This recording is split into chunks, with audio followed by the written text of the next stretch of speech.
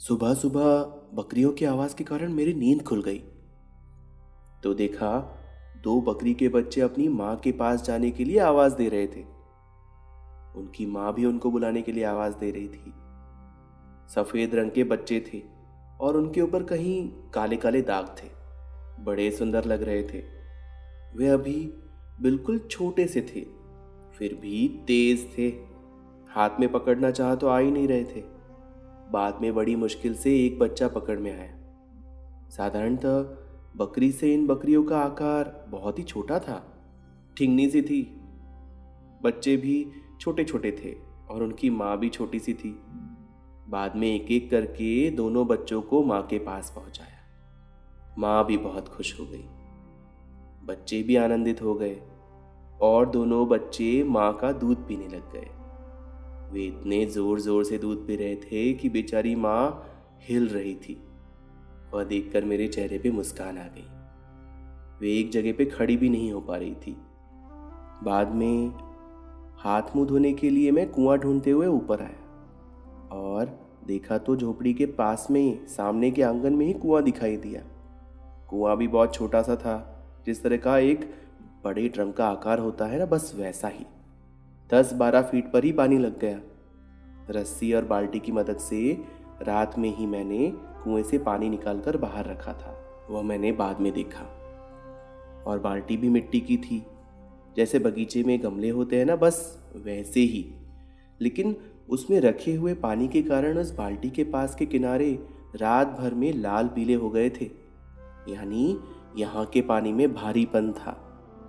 शायद आयरन की मात्रा पानी में अधिक रही होगी। थोड़ा तरल सा भी लग रहा था। पानी हजम होने में बहुत भारी था। प्राय यहाँ के लोग अदरक की खेती करते थे। उस अदरक को आसपास की बस्तियों में बेचकर अन्य सामान खरीद लेते थे। रुपए पैसे की जानकारी इनमें से किसी को नहीं थी, इसीलिए शायद यहाँ पर बार्टर सिस्टम की प्रणाली चल रही थी। चावल की भी खेती होती थी, कुछ सब्जियां वे भी उगा लेते थे। वे सब लोग सुखी और समाधानी थे। नाच गाना मनोरंजन का मुख्य साधन था। कपास का धागा निकालते थे, हाथ से कपड़ा भी बुन लेते थे। बाहर की दुनिया से उनका कोई संबंध नहीं था। वे अपनी दुनिया में ही संपूर्ण दुनिया समझकर रहते थे। उन्हें मेरी दुनिया की कोई जानकारी भी नहीं थी और मैं देना भी नहीं चाहता था। वे मुझे गुरुदेव के इलाके का समझते थे, पर मैंने उनके मीठे मीठे भ्रम को नहीं तोड़ा। मैंने अपने बारे में ज़्यादा कुछ नहीं बताया। धीरे धीरे हाव भाव से, इशारों से संवाद स्थापित होने लग गया। वे टूटी फूटी असमी भाषा बोलते थे, मैं भी टूटी फूटी असमी भाषा में जवाब देने लग गया। उनके राजा का नाम झींगा था। वह उनके कबीले का सबसे अमीर और सबसे प्रगतिशील व्यक्ति था। वह बात कम करता था, सुनता बड़े गौर से था। गठीला बदन लेकिन ठिंगना सा था। उसकी आंखें बड़ी गंभीर थी। उसके स्वभाव के विरुद्ध उसकी पत्नी बड़ी खुशमिजाज थी। दोनों बड़ी उम्र के थे, पर पत्नी बहुत दयालु थी, बड़ी अच्छी भी थी। दोनों मेरा बहुत ख्याल रखते थे। गुरुदेव वहाँ पर ध्यान में ही रहते थे। उनके पास जाने की कोई हिम्मत नहीं करता था। सब उनका आदरयुक्त डर महसूस करते थे। गुरुदेव का निवास गांव के बाहर बड़े वृक्षों के नीचे रखा था। मैं भी उनकी सब बातें समझता नहीं था, फिर भी मैं प्रसन्न था। मैं मनुष्यों के बीच में जो था। शाम को उन लोगों के नंग धड़ंग बच्चे आकर के मेरे आसपास जमा हो जाते। उनके लिए जैसा मैं कोई एक नया प्राणी ही था। सबसे अधिक बच्चे मुझे कौतूहल से देखते थे। वह मुझे बहुत अजीब लगता था। उनके लिए मैं शायद किसी बाहरी ग्रह का प्राणी था। ये छोटे बच्चे बहुत ताकतवर थे। छोटे छोटे बच्चे एक एक हाथ में एक एक नारियल पकड़कर मेरे लिए ले आते थे। पानी वाला नारियल तो बहुत वजनदार होता था। ऐसे हरे नारियल वे लाते थे। शायद प्रकृति में रहते रहते ये बच्चे भी प्रकृतिमय हो गए थे। मुझे जहाँ ठहराया था वह मिट्टी की बनी हुई झोपड़ी थी और उसके ऊपर बारीक घास की छत थी। जब राजा ने बताया कि इस छत को मैंने बचपन से देखा है, इसे करीब 100 साल हो गए हैं, फिर भी छत वैसी की वैसी ही है। अभी भी यह बरसता पानी इसे छूता तक नहीं है। यानी घास की छत भी 100 साल तक रह सकती है। यह मेरे लिए बहुत आश्चर्य था। एकदम बारीक घास थी, करीब 1 फुट की लेयर उस झोपड़ी पर थी। यह इस प्रकार से बांधी थी कि न तो उसमें पानी टपकता था और न ही आंधी में वह उड़ जाती थी। एकदम पक्के सुरक्षा कवच के समान थी। वे सुबह ठंड के तालाब पर नहाने ले जाते थे मुझे। वह तालाब किसी छोटी नदी से बनाया था।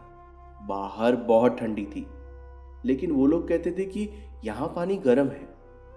वास्तव में जब मैंने तालाब में डुबकी लगाई तो ठंड भाग गई और तालाब में और नहाना चाहिए ऐसा मन करने लग गया। लेकिन मैं जल्दी जल्दी नहाया। आज गुरुदेव ध्यान से जो बाहर आने वाले थे, मुझे सुबह बुलाया था। मैं जल्दी जल्दी तैयार होकर गुरुदेव की कुटीर के पास जाकर बैठ गया। थोड़ी देर बाद गुरुदेव भी बाहर आए और वे मुझे पहाड़ के एक ऊंचे छोर पर ले गए। वे एक सामने वाली पहाड़ी की ओर इशारा करके बोले, वह सामने जो पहाड़ी है, उस पहाड़ी पर एक मुनि रहते हैं। वे प्राय ध्यान में ही रहते हैं। मेरी आज उनसे बात हुई है। मैं तुम्हें अगली ध्यान साधना के लिए उन्हीं के आश्रम में भेज रहा हूँ। वहाँ जो बारीक सी नदी दिख रही है ना, उसी के ऊपर की पहाड़ी पर उनका आश्रम है। यह पूर्ण पहाड़ी उतरकर तुम्हें सामने वाली छोटी पहाड़ी पार करके जाना है। बाद में ही ऊपर चढ़ना है। तुम्हें वहां तक पहुंचने में 8-10 दिन लग सकते हैं। आवश्यक सामग्री की तैयारी कर लो और कल सुबह तुम्हें निकलना है। वे इतनी जल्दी जल्दी बोल गए कि मुझे एकदम हलचल सी हो गई। मैं तुम्हें उन्हीं के पास भेजने के लिए इतने दिनों से तैयार कर रहा था। अब मेरी उम्र हो गई है। मेरी आध्यात्मिक साधना की ज्योति अब मैं तुम्हारे भरोसे सौंप रहा हूं। इस ज्योति को कभी बुझने मत देना। मैं आज के बाद तुम्हारे रूप में ही जिंदा रहूंगा। मेरे जीवन का उद्देश्य समाप्त हो गया है। तुम्हें कल विदा करके मैं अपनी गुफा में वापस चला जाऊंगा। यह जवाबदारी मेरे गुरुदेव ने मुझे सौंपी थी और कहा था, साधना का संस्कार महत्वपूर्ण है। वह जिंदा रहना चाहिए। मनुष्य तो क्या आते जाते रहेंगे, कोई महत्वपूर्ण नहीं है। हमें इस साधना के सुसंस्कारों को अगली पीढ़ी तक पहुंचाना है। आने वाली पीढ़ियों के लिए समय अनुकूल नहीं है, यह बात हम जानते हैं। अगली पीढ़ी नहीं जानती। इसीलिए इस साधना के संस्कार की ज्योति अखंड जलनी चाहिए, क्योंकि जो अंधेरे में भटक रही, रास्ता खोज रही आत्माएं हैं, यह उनका एकमात्र सहारा है। ऐसा कहकर यह साधना का संस्कार मेरे गुरुदेव ने मुझे सौंपा था। वह आज मैं तुम्हें सौंपकर निश्चिंत हो गया हूं। आज मैंने अपने गुरु को दिया हुआ आश्वासन पूर्ण कर दिया है। अब जीने का कोई उद्देश्य नहीं रह गया है और न ही कोई आवश्यकता है। अब मैं वापस अपनी गुफा की ओर जाकर देह त्याग करूंगा। उस गुफा में मेरे गुरुदेव का वास है।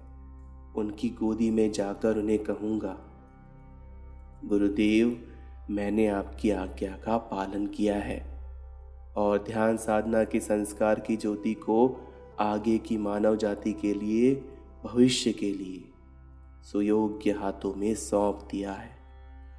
अब मुझे मोक्ष धाम जाने की अनुमति दे। ऐसा मैं जाकर उनसे कहने वाला हूं। मैं उनसे बिछड़ने की कल्पना से ही सिहर उठा और फिर रोने लग गया। उन्होंने कहा, जीवन महत्वपूर्ण नहीं है, महत्वपूर्ण है जीवन में प्राप्ति। आप कितना जिए वह महत्वपूर्ण नहीं है, महत्वपूर्ण है आपने क्या पाया। प्रत्येक मनुष्य के जीवन का एक ही लक्ष्य है, शरीर के सानिध्य में आत्मा की मुक्ति। इसी मुक्ति के उद्देश्य से मनुष्य पृथ्वी पर जन्म लेता है। मैंने भी अपने जीवन में मोक्ष की स्थिति प्राप्त कर ली थी, लेकिन मैं अपने गुरुदेव की आज्ञा के बिना मोक्ष को प्राप्त करके देह त्याग नहीं कर सकता था। अब इस देह के जीवन का उद्देश्य समाप्त हो गया है। गुरुदेव से प्राप्त साधना के संस्कारों की ज्योति सौंपने का कार्य भी तो पूर्ण हो गया है। मुझे तुम पर पूर्ण विश्वास है। इस ज्योति को तुम कभी बुझने नहीं दोगे। मुझे आने वाला कल दिख रहा है। हजारों नदियां तुम में आकर मिलेंगी। तुम साधना के संस्कारों का सागर बनोगे। दूसरे दिन मैं सुबह में फल और सामान आदि रखकर तैयारी कर रहा था। उस राजा की रानी ने एक हरे नीले चौकड़ी वाले आकार का एक वस्त्र मुझे भेंट दिया। वे बोली, ये 72 गांव के राजा हैं। इन्हें 72 कबीलों के सम्मान प्राप्त है। यह शाल राजघराने के सम्मान का प्रतीक है। यह दर्शाती है कि इसे पहनने वाला व्यक्ति राजघराने के गुरु हैं। आगे कई कबीले नरभक्षी भी हैं। इसीलिए तुम्हारी सुरक्षा की दृष्टि से मैं ये तुम्हें भेंट कर रही हूँ। यह तो मेरा भाव है, इसे स्वीकार करो। इससे आपको आगे जंगलों में अन्य कबीले भी मदद करेंगे। इस लुंगी का आकार सब बता देगा। एक मोटे कपड़े की सामान्य सी तो शाल थी। उसकी बनावट थोड़ी भिन्न थी। वह मुझे इतनी खास नहीं लगी, लेकिन मैंने वह उसका दिल रखने के लिए ले ली। मैंने गुरुदेव से कहा, वे मुझे जानते भी नहीं हैं, वे मुझे पहचानेंगे कैसे? गुरुदेव ने कहा, वे तुम्हें जानते भी हैं और पहचानते भी हैं। तुम वहां जाकर अच्छा ही महसूस करोगे। वे जैसा कहें वैसा ही करना। आगे का कल्याण का मार्ग वही बताएंगे। सुनो, मनुष्य के मोक्ष का मार्ग सामूहिकता में है। जब तक हम दूसरों के लिए कुछ नहीं करते, यह मार्ग नहीं खुलता है। कहते हैं ना, मनुष्य को पुत्र प्राप्ति के बिना मोक्ष नहीं मिलता। इसमें बड़ा गहरा अर्थ छुपा है। मोक्ष आत्मिक स्तर की बात है, तो निश्चित रूप में ही यह बात संपूर्णतः आत्मिक स्तर पर ही कही गई होगी। लेकिन मनुष्य शरीर के स्तर पर होता है, तो सब बातें शरीर के स्तर पर ही लेता है। वह शरीर से एक दूसरे शरीर रूपी पुत्र को पैदा करना चाहता है, यह इस बात का अर्थ लेता है। वास्तव में इसका सही अर्थ शारीरिक स्तर पर है ही नहीं, आत्मिक स्तर पर है। इसका सही अर्थ है, आपके जीवन काल में आप एक आत्मा को जन्म दें, एक आत्मा की जागृति का रास्ता खोल दें। एक आत्मा से एक आत्मा को जन्म मिलता है, तो वह उसका पुत्र ही हुआ ना। तो आवश्यक है आत्मा का आत्मा से जन्म होना। जितने आत्माओं की जागृति का आप निमित्त बनेंगे, उसमें ही आत्मिक प्रगति का राज छुपा है। इसीलिए कई ऋषि मुनि शरीर से कोई पुत्र पैदा नहीं करते, पर वे कई पुत्र रूपी आत्माओं को जन्म देते हैं और मोक्ष प्राप्त करते हैं। मोक्ष एक स्थिति है जो मनुष्य आत्मा की जागृति करके प्राप्त करता है। हम जागृति के जैसे ही माध्यम बनते हैं, वैसे वैसे हमारी आत्मा भी विकसित होती है। गांव के सब लोगों ने मुझे भावभीनी विदाई दी और 2 गांव वाले भी पहाड़ी की उतारी तक मुझे छोड़ने के लिए आने वाले थे। विदाई के समय गुरुदेव के पैर पकड़ने के लिए मैं झुका, तो उन्होंने मुझे रोक दिया और मुझे डांटने लग गए। अरे पगले, तू मेरे क्या पैर पड़ रहा है? तेरे पैर के नाखून के बराबर भी मेरी औकात नहीं है। मैं तो केवल निमित्त बना हूं यहां तक तुझे लाने में। ऐसा कहकर उन्होंने मुझे विदाई दी। मैं उनके शब्दों पर सोच ही रहा था। उन्होंने ऐसा क्यों कहा?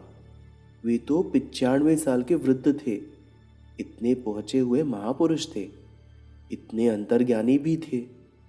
मैं तो एक सामान्य सा मनुष्य हूं, तो उन्होंने मुझे ऐसा क्यों कहा होगा?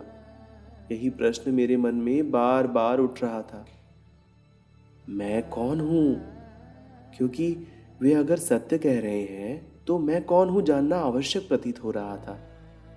और वे कभी झूठ बोलेंगे ऐसा संभव नहीं था। और वे झूठ क्यों बोलेंगे? उनके शब्द मेरे भीतर गूंज रहे थे। अरे पगले, तू मेरे क्या पैर पड़ता है? तेरे पैर के नाखून के बराबर भी मेरी औकात नहीं है।